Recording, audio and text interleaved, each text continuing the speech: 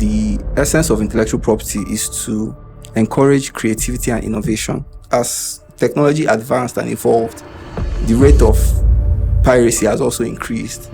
Africa now is still at that point whereby people are still arguing, especially people that operate in the IP space, as to whether they just want to be known or as to whether they want to from day one start to earn through the proper revenue channel. They just tend to, it's not that they don't know what to do, but it's just that they don't have that particular amount of money to register their property. Fashion designers, graphic designers, you post a design online just for people to know it, like you were saying, just like the musicians used to do then.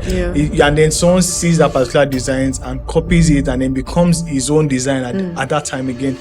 Basically like doing copy and paste of what exactly you did. Those are the issues that we're talking about. Like there are some fair use principles, maybe when you're reporting the news, when you're trying to make a parody or satirical coverage of that particular thing. We've seen scenarios of drugs, fake drugs and all that. So, and imagine, let's just be very real. If we have a particular brand or a particular kind of drug, a pain relief for instance, and one is sold for 350 naira, and then the one that will actually work is sold for 5,000, which one will people go for?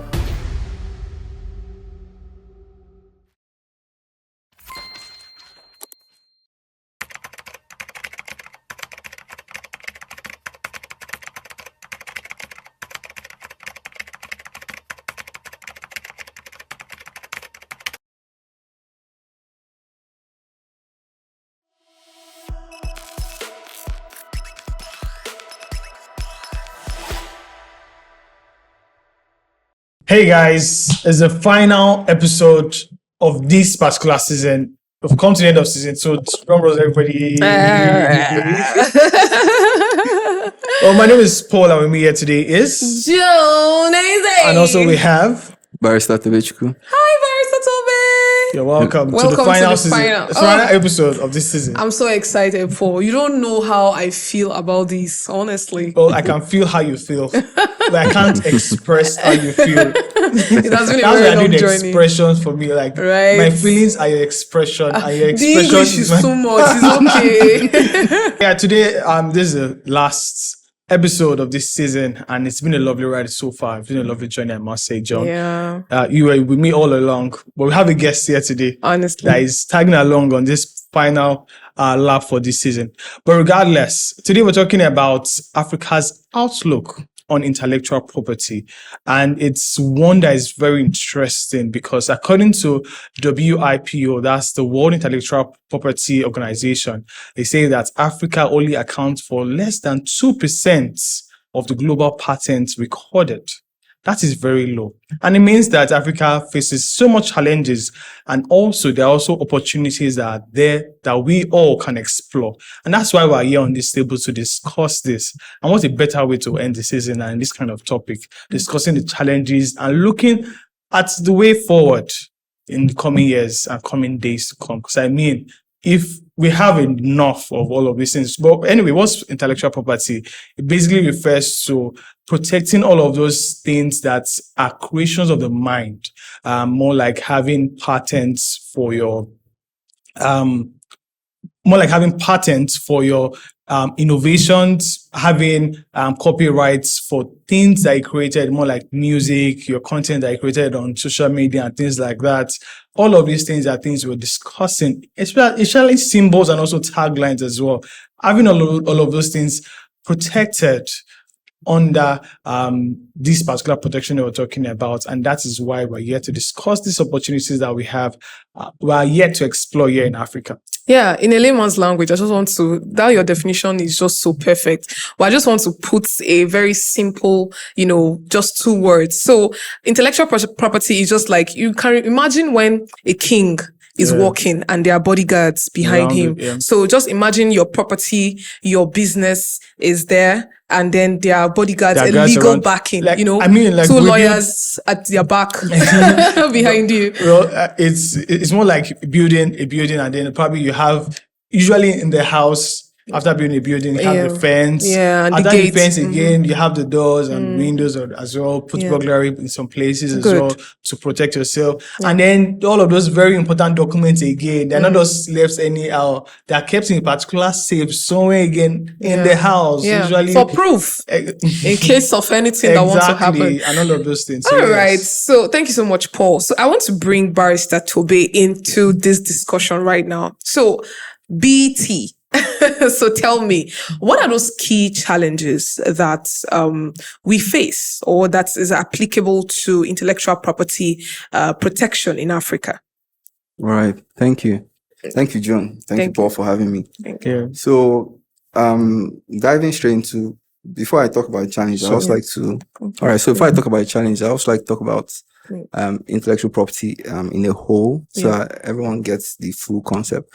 So it refers to, like you rightly said, works of the mind, right? So things that have to do with copyrights, patents, trademarks, trade secrets, right? These are works that maybe are created from literary works, artistic works, musical works, audiovisual works as well. And the essence of intellectual property is to encourage creativity and innovation.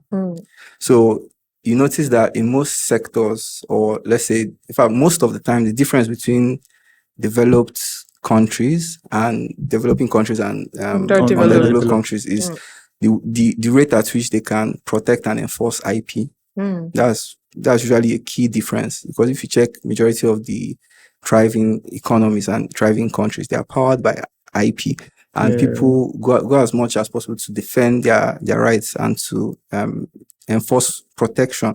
So the level of protection you have, maybe in first world countries like maybe the US, you find out that a lot of their key companies, such as the Facebooks and Amazons and Googles and Microsofts, even Tesla, these economies are running largely on IP, right? So one of the challenges here in Africa that we have in protecting our IP is actually, I'll start with IP awareness. So there's an orientation that people are still we're still at that process, that people are still at the level of understanding what IP is, how it helps them, how it helps the society, how it helps the economy at large. Because I'll give you an example. An example is, back in the day, I'll use music, for instance. Someone wanted to promote maybe an artist just released a song, and then maybe in the era of CDs and VCDs and all that.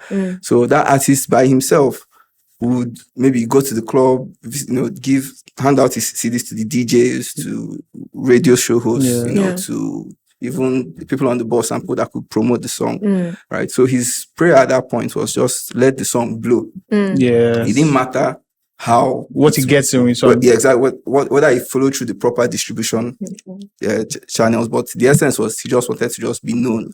Right. So in that process, piracy would occur to a large extent, and then as technology advanced and evolved, the rate of piracy has also increased, right? Still stemming from that mindset of lack of IP awareness, right? So, like back in the day when there were no distribution platforms or streaming platforms where artists could directly earn from that revenue model, how artists used to earn at the time was, let's say, through endorsement deals, through shows, live shows, performances, private performances, and all. So earning directly from, let's say, streaming platforms just became a recent thing, maybe in the past 10 years that artists now start using. So imagine that artist now with that mindset that, okay, if maybe someone would upload it on all these platforms then that you can download it from MP3 files, right? And his prayer is just so that it goes viral. The point is that he just wants that this song be heard everywhere. People start about the artist and all. So using that business model at the time, right, is like Africa now is still at that point whereby people are still arguing, especially people that operate in the IP space, as to whether they just want to be known or as to whether they want to from day one start to earn through the proper revenue channel. Revenue channel. So also all these things. So both the creators the entrepreneurs that are supporting them, the audience, the public, even the people that are also advising some of these people as well. There's a current mindset, or there needs to be a mindset shift. In addressing that. So that's IP awareness. Number one. Yeah. Okay, so I think you've really talked about something very important about lack of awareness and then piracy. I will come from the angle of high cost. In registration. You can see some, especially for startups, whenever they actually birth an idea and say, okay, they are actually aware, this particular set of people are aware that, okay, we understand the power of IP, let us go and protect our intellectual property. And by the time they walk into the court or wherever they used to register, the cost is costly and they can't even afford it. And somebody like all these startups, they will be like, how much did I even invest in the business that I used to go and protect it? Anybody that wants to duplicate it, they should go ahead. My own is that let me just establish my business, make a brand, make sure that my products are going well and all. So they just tend to, it's not that they don't know what to do, but it's just that they don't have that particular amount of money to register their property. And also, I will also talk about, just to connect with your piracy, the counterfeit part of it. I would really want to talk about the health system. We've seen scenarios of drugs, fake drugs and all that. So, and imagine, let's just be very real. If we have a particular brand or a particular kind of drug, a pain relief, for instance, and one is sold for 350 naira, and then the one that will actually work is sold for 5,000. Which one will people go for? It's the one of 350 naira, obviously. And imagine when you now go for the fake drug, in quotes, you end up adding more issues to your body system, and that money that you cannot even spend, you go and cough it out and still buy the major one. So these fake drugs, counterfeits and all, even in other sectors apart from the health system, we have in the shoes, the bags, the clothing. That's for women. We too, we are suffering it big time. So it's so painful. It's for me, IP is more than all of these things, all of these products. I mean, even as designers as well, fashion designers, graphic designers, you post a design online just for people to know it, like you were saying, just like the musicians used to do then, and then someone sees that particular design and copies it and then becomes his own design at that time again.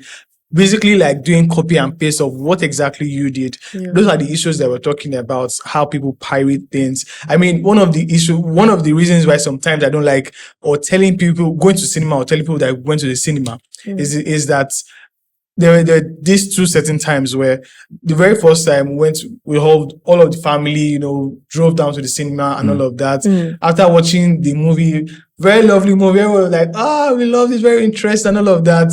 We get to the car park of that particular mall, and then we see this man come with the CD, come and buy something, and then everybody goes, obviously we just watch page with this, and it's so painful, and then this other time, I went to the cinema as well, this time around alone, and I was coming back, and then I meet a friend on the way, and then we get discussing and all of that, and then I was like, I'm coming from the cinema, I was gonna watch this movie, like new movie, it's just coming out that particular week, like I was part of the first people to enter the cinema and all of that, after struggling for tickets and things like that. And then he told me that, I just finished watching the movie in my room. And then I'm like, you couldn't just like, how? Why should that be there? Exactly. So it's more of an issue of enforcement here. These laws are there in some of these countries. How are they now being enforced?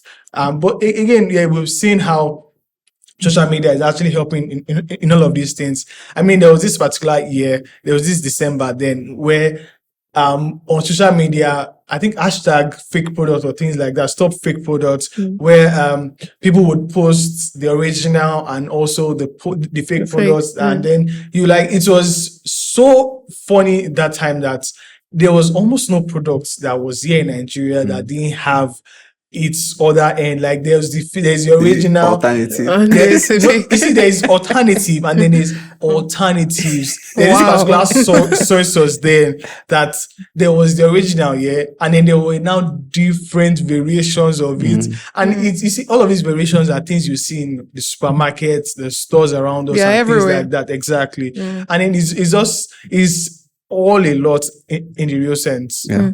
Yes. So, okay.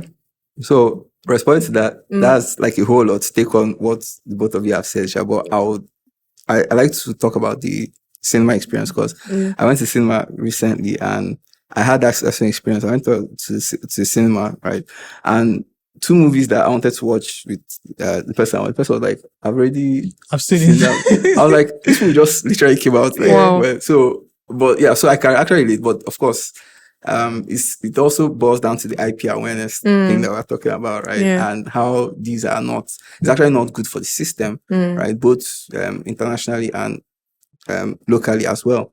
So, but the point that you raised about counterfeit products in the health space, in the health space, is that it actually should be taken more seriously. But there are a lot of issues around that, around getting a comprehensive healthcare system that will adequately regulate the production of these drugs and all that. Because what's it called? Because rightfully so, is that people have the right to do business. People have the right to produce what it is that they can produce, as long as they do it within the same space. Okay. Now, the only thing that matters is the quality assurance to what it is that they are producing. This is for physical goods now. The quality assurance to what it is that they produce. Yeah. And that's where the government comes in making sure that some sectors that are regulated or that needs to be adequately regulated, such as the health sector, right, is empowered with all the resources and personnel and capacity that they need to adequately deliver their mandate to protect the citizens. So that is actually a call to government on every level, both at the local, state, and national and international level as well. Yeah. Right. So then regarding which other issue again? Because I was trying to take note of what you guys said. Well, let's go on a break now. Okay, all right. So we'll go on a break now. Once we are returned, we'll continue on this particular matter. We're still talking about Africa's outlook on intellectual property. We'll be right back.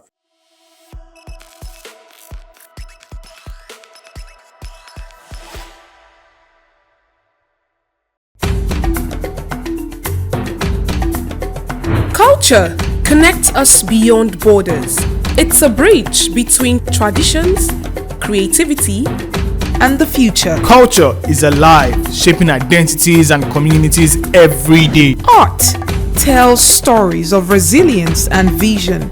Artists blend tradition with innovation. Cultural preservation creates sustainability and empowerment. Culture evolves and adapts. Music and dance unites communities through movement. And right here, in the heart of our cities, artists and creators are keeping these cultures alive. On Culture Cove, let's explore, celebrate, and preserve the arts and culture that define us.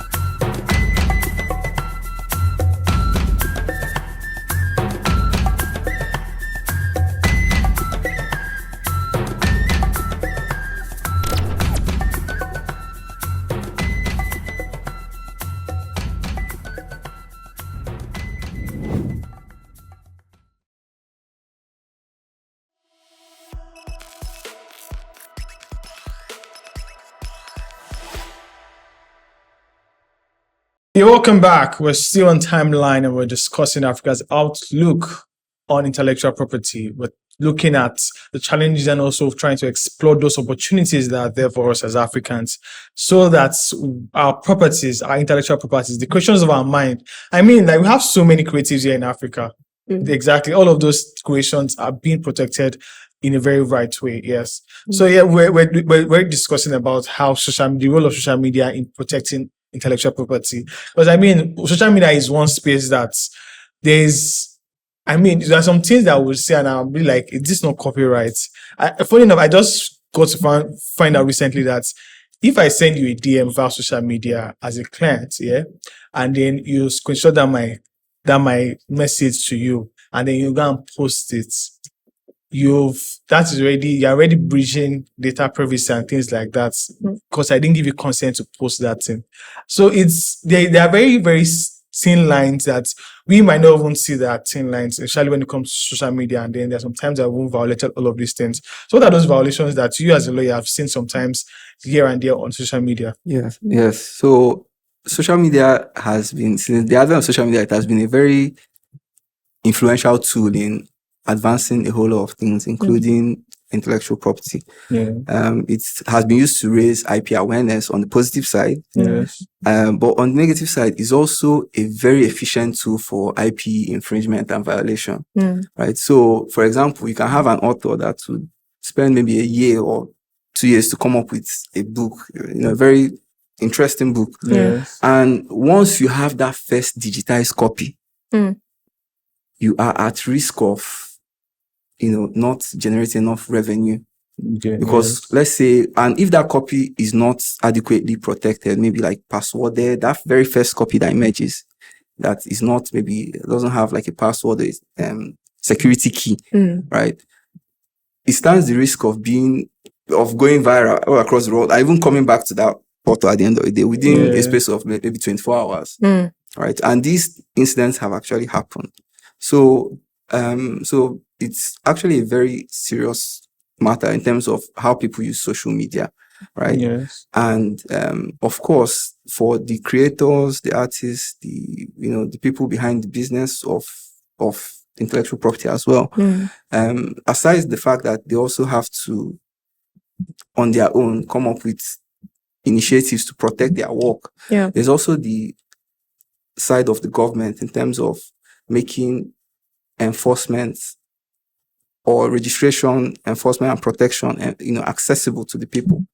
So, because you mentioned something about registration of IP. For registration of IP, in my own opinion, I think it's the pricing is actually competitive, like in terms of in Africa and globally, it's actually competitive. It's not too expensive maybe to register. But where the challenge comes in is enforcement of your rights. That's where the cost begins to accumulate. The cost, not just in terms of financial cost, but the cost in terms of your effort, your time, the amount of money that you actually have to spend maybe to hire a professional to drive this. And then even if you go ahead and still incur this, what are the chances of you coming out successful at the end of the day? So these are also where the issues are, right? Then regards to social media, the other issue with it is that, like, I'll give you an example of in the entertainment space. I think, so for example, now movie producers have switched from streaming video on demand in terms of Netflix and Amazon's. I think they've left. So now YouTube is now becoming the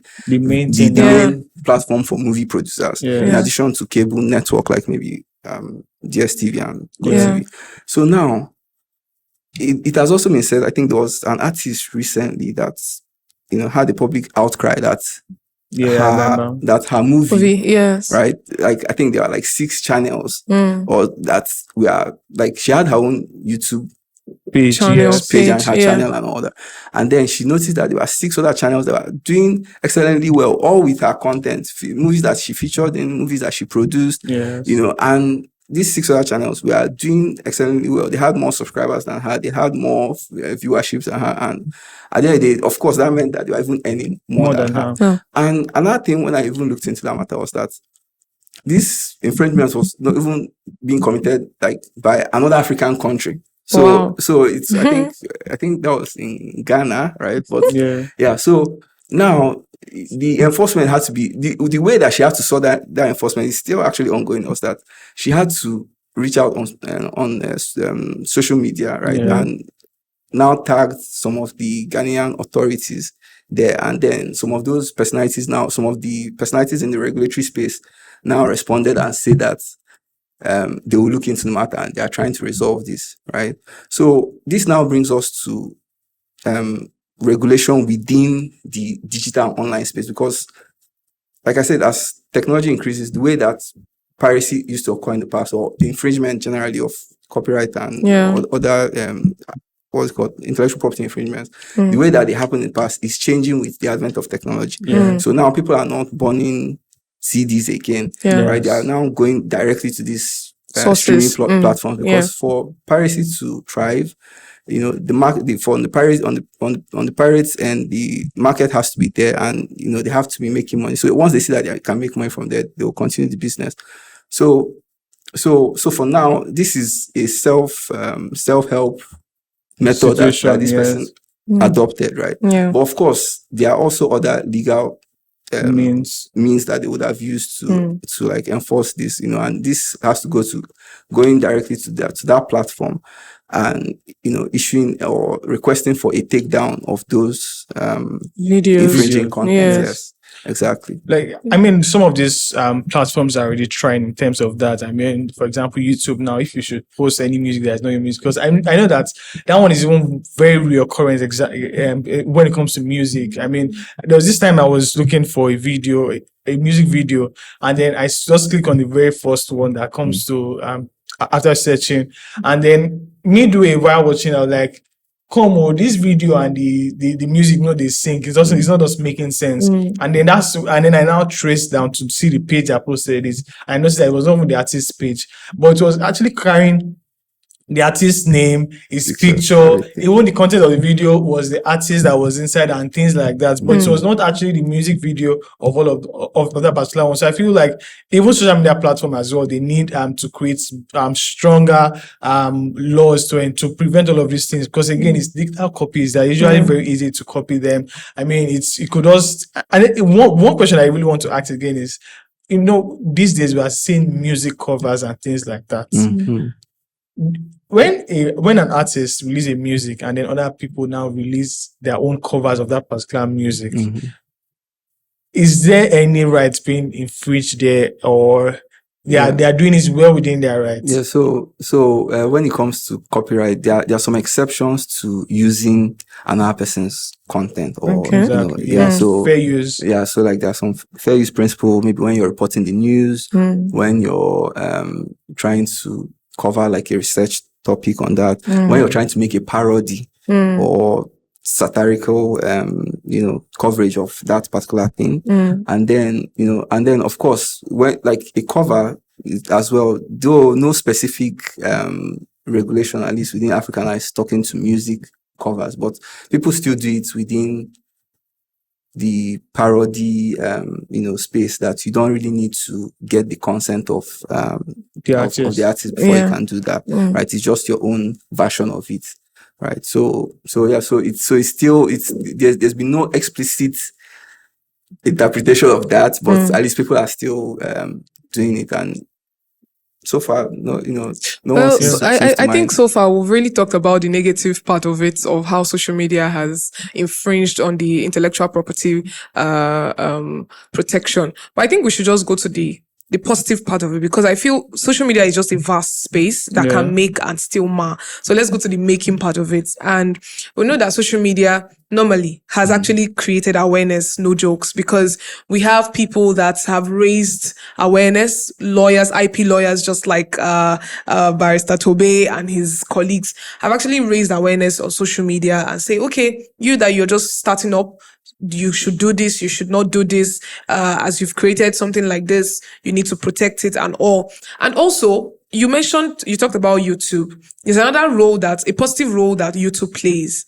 that other social media platforms don't play. And one of it is you can't use a copyrighted song maybe for your video or something, because if you try to use it, they might strike a warning, and when you continue, they take down your video. Exactly. And that's when that particular stuff has been copyrighted. So that's another huge positive role that social media play. Well, we mentioned back and forth now, and then we've talked about challenges and things that we're facing. Now let's look at the opportunities that are there. Looking forward, if as you strengthen the world of IP protection here in Africa, what are those opportunities that we need to explore? What are those things that we need to do? I think one of such is to strengthen most of our laws, just like we've raised here, and also try to ensure that there's also it cuts across all continents the continent as well here in Africa. So it's even easier. The case, like you mentioned, the case of the Nollywood person, where it was in another country that they were actually pirating their movies and things like that. So it's easier for things like that to be tracked down, people like that to be brought to book, and also to try to also look at international standards as well, and try to ensure that our IP laws are also on that particular pedestals. So that those opportunities that the other opportunities that are there that we need to explore to ensure that all of these are in place, and then we are at that point where we are sure that yes, we have enough laws in place in terms of protecting intellectual property. All right, thank you. So there are some initiatives that I think government at the national and international level can do to help to boost, intellectual property for the continent. Okay. The first is the harmonization of IP laws within the continent. And this is where I think the African Continental Free Trade Agreement can come in. For context, that African Continental Free Trade Agreement, it's actually a very ambitious initiative for Africa in terms of it's trying to bring the 55 countries and 1.5 billion people into a single market, right? So of course, practically before that will happen, it's going to take some time, some back and forth, some regulations. There's no expected timeline, but if that does happen eventually, they do have a protocol on IP, right? And part of their plans is the harmonization of IP laws so that both the standards, the processes, the framework can be, in sync. Yeah, exactly. Yeah.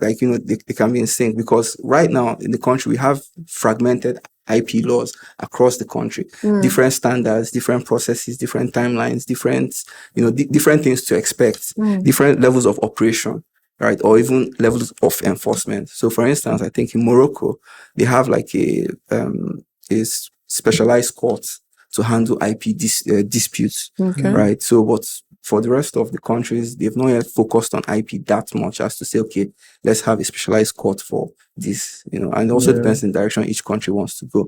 So that's one initiative that they can do, right? Then the second one is trying to create an enabling environment for more investment to come into the creative space, partnering with some funding bodies, such as maybe African Development Bank, and there are already some initiatives also in place from them, right? So, but of course, you need to create that environment, and the best way to also start is to raise IP awareness, right? If I was to, maybe we'll still talk about that, but if I was to talk about that, I'll talk about embedding IP awareness at the basic level of education. Yeah. That should even be the starting point if it's that you want to start seeing results in the next 10 years. So that's actually like the first place that I would start with. I think I just want to add more to the whole basic education thing, because I believe that this creativity, the creative mind, even starts from childhood, childhood days when I don't know if you destroyed some electronics in your house when you were trying to rearrange and all that. Definitely. So I think that moment, children are very innovative. And, when they are being taught, it's being imputed into the curriculum, and they are being taught about this whole thing that, okay, when you establish a business or you create an idea and you don't want it to go away or somebody should to steal it from you, intellectual property protection is very important for you to, is a road for you to pass and all that. So I think that's a very, very good. We all have creations of our mind. My speech is a creation of my mind as well. How I look safe is a question of my mind. All right. Yes, now I can prove it. If I have copyright, no one can look like me again. And then yes, now.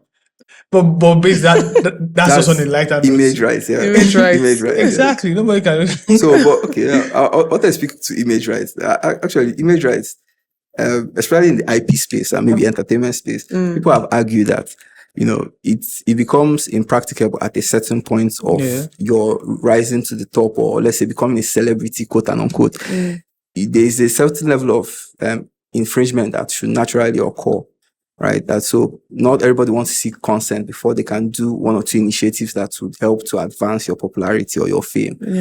So in terms of maybe using your image for promotions and, even in countries that you're not even there, but they are just carrying your matter on your head. On their head. So carry the water, So the argument has always been there that, there's a certain level that that if one is getting to, that one's image, quote unquote, would be used without your consent. So, for example, this one is the president of the country. Your image is expected to be almost in every office building and all that. So So these are just some of the issues that Nigerians or Africans generally are still contending with. But it's actually been a lovely ride. I mean, like I'm well educated. I'm more educated now in terms of protecting my intellectual property. And trust me, I'm going to preach the gospel. Like never before. Just before we wrap up, are there any final things I want to say just to sum everything up, all of the things that we've said so far on this episode? So, like we said, the first point is to raise the IP awareness level. Right. Then for governments to look into more means to enforce and protect IP, because where it has been established that your IP rights can be enforced and rightly protected in the system, investments and more opportunities would come in, right? So that would encourage creativity and education. Then IP education should be incorporated at the basic level for the next generation to have a chance at successfully utilizing IP to its full potential, right? And then finally, special institutions to help to enforce IP, just like specialized courts as well should be replicated across the African continent. Just like Morocco did, basically. Exactly. But that's actually very lovely. So, and the final thing I want to say was that Nigeria does not lack creativity, Africa does not lack creativity, right? It's currently just lacking the means to enforce and to protect it. So that would be my final words. That's actually a very lovely one. I love that. Actually. So I just feel that normally it's this intellectual property protection is very, very important. Take it serious. Like you, Paul, you said you're going to spread the gospel, and for you too that actually watch this, tell someone to protect their intellectual property. If not, Paul will steal it, and when he steals it, he'll go and register it, and then it becomes his own. Actually, that's actually one point. It's forced to get there. First come, first serve. That's how it is. So if you probably have created something and then you don't get a patent for it, you don't get a copyright for it, and I force you wish there. I mean, it's mine already, and then that your own becomes a counterfeit. And that's how it works. Don't threaten them too much. I'm actually not threatening, but I'm just saying in fact. So if you're a creator out there, you have a logo, you have a design, you have a brand name, ensure that it's registered, ensure that you have protection for that name that you're carrying around. Like there's this joke that a love friend of mine used to say that you see that your name that you're carrying up and down now, and you're not registered. On the time that you want to when people know it already and you now want to register, you get there, you know that this is someone else's name, and then you now start rebranding, and rebranding is actually more expensive. So just try to ensure. I mean, how much is it? It's very cheap. That's cool. It might be on the high side, but just go and do it. It's not so hard. And I think that's all we have to take on this particular episode. It's been a lovely one. Thanks very much for coming, Thank you so much. Thank Barrister Tobe. And also we had John in the building. Pause. My name remains Paul, and it's been a lovely season so far. But before we go, watch this. Hey guys, when season 2 commenced, we're committed to bringing you real issues and also have honest conversations about shaping our lives and also our future. And what a season it's been. We've talked about screen addiction and how it's rewiring our attention. We've sat with stories of autism, learning from those living it every day, not just as a diagnosis, but as a spectrum of experience and resilience. And also you should remember when we talked about how we care for other persons and also the systems around them. And of course, we unpacked the Jackpot wave and what happens after the move. And we didn't shy away from one of the biggest challenges of our time: information disorder. The way information, misinformation, and disinformation are shaping what we believe, how we behave, and even how we vote. We also examined corporal punishment, right? Yeah. Whether it's discipline or damage, and how culture and law collide in shaping how we raise our children. Well, we also explored the realities of electricity access and what it means when a basic necessity still remains out of reach for millions across the continent. We also brought about the light about how to treat prisoners not just as offenders but also as human beings with dignity deserving of rehabilitation and also justice. Remember when we wrestled with the rise of social media trial? Where public opinion often becomes judge and jury long before the fact can speak. We listened deeply to conversations around depression, breaking the silence around mental health and holding space for vulnerability, healing, and hope. Most importantly, we addressed femicide, not just the statistics, but the pain, the loss, and the urgent need for societal reckoning and reform. I mean, one that I remember vividly is when we're talking about vaccine hesitancy, which was a very interesting one, looking at the history, the understanding the fear around vaccines, and also looking at the critical need for trust in the public health sector. And also we shed some light on my favorite topic, global teacher shortage. I remember that. Where we talked about what happens when classroom lack the mentors who shape generations. Yes, Paul. Don't forget language extinction. How losing a language means losing a people's soul and the fight to preserve identity through words. These are many more things that we talked about on this season. True. And these weren't just about episodes, they were more or less like mirrors reflecting society back to us and hopefully help us see a little more clearer picture of what we hope for. But here's what mattered to us most. We didn't just highlight all of these challenges here and there. We even asked the other questions. What can we do about it?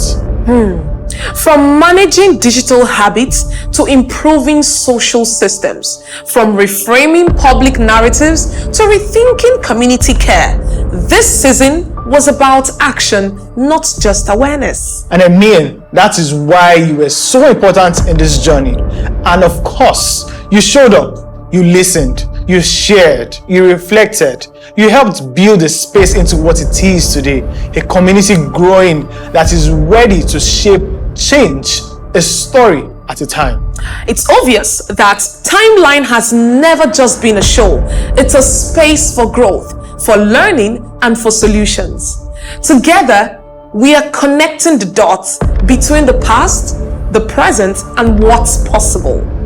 And so, as we wrap up season 2, know that the work continues and there's still a lot of work to be done. Of course. So we're just getting started with more voice, more truth, more hope. Season 3 is coming. So stay curious, stay aware, and above all, stay committed to the change you and I want to see. Paul, give me your hand. Thank you for being on this journey with us. This is Timeline, and this is just the beginning.